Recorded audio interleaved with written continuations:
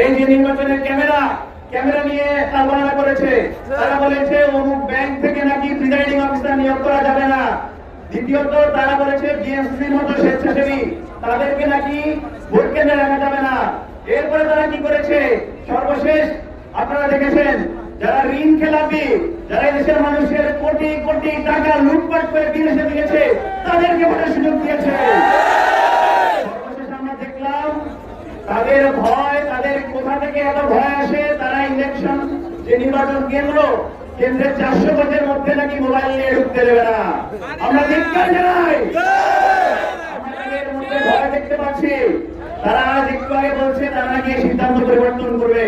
আমরা তাদেরকে হুঁশিয়ার দিয়ে বলে দিতে চাই, আপনারা এমন কোন সিদ্ধান্ত গ্রহণ করবেন না, আপনারা এমন কোন সিদ্ধান্ত গ্রহণ করবেন না যেন বাংলাদেশের মানুষ আপনাকে সেই হাসিনা আমলে রিসিভ করে যেতে বাধ্য করে।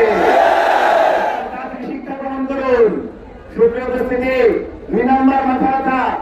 আপনারা দেখেন আমরা সবসময় সামনের দিকে এগিয়ে যাওয়ার কথা বলি, কিন্তু আমাদের আল্লামা সাঈদী বলেছেন ভূতের পা থাকে সবসময় পেছনের দিকে। আমাদেরকে সে পেছনের দিকে নিয়ে যেতে চায়।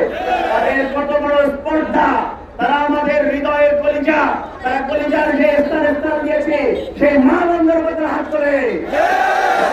আপনারা দেখেছেন সরকারের বাউ বলে তারা একজন জামাত নেতার গর্ভবতী স্ত্রীকে তারা লাঠি দিয়েছে।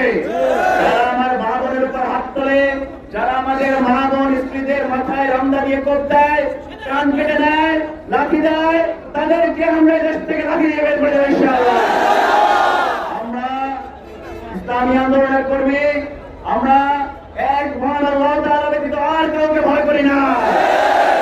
আমাদেরকে ভয় দেখাবেন না। আমরা আল্লাহ পাক ছাড়া কাউকে ভয় পাই না। আগামী 12 তারিখ আমরা এই দেশের মানুষের অধিকারের জন্য, এই নোয়াখালী অঞ্চল থেকে শুরু করে সারা বাংলাদেশের মানুষের অধিকারের জন্য, বিশেষত এই নোয়াখালী 3 অঞ্চল, বেগমগঞ্জ অঞ্চল, শিল্প সংস্কৃতি ব্যবসাতে যারা উৎকর্ষ রয়েছে সেই অঞ্চলকে রক্ষা করার জন্য আমরা অতন্ত্র করে ভূমিকা রাখবো ইনশাআল্লাহ। আপনারা সবাই সেই অধিকার আদায়ের জন্য, ভোট কেন্দ্রগুলোতে পাহারা দেওয়ার জন্য প্রস্তুত আছেন? এদেশের মানুষের ন্যায্যতা ইনসাফ নিশ্চিত করে তারপর ঘরে বেরোবো ইনশাআল্লাহ। সকালে সবাই মিলে ভোট দিতে আসবো, মা বন্ধুদের নিয়ে আসবো ইনশাআল্লাহ। ভোটের ফলাফল শুনে তারপরে আমরা ঘরে বেরোবো ইনশাআল্লাহ। কোন শক্তি, কোন পতিত শক্তি কিংবা কোন নব্য ফেসিবাদ আমাদের এই নির্বাচনকে বানচাল করতে আমরা দেবো না ইনশাআল্লাহ। আল্লাহ পাক আমাদের উপর যেভাবে অতীতে রহম করেছেন, 5 আগস্ট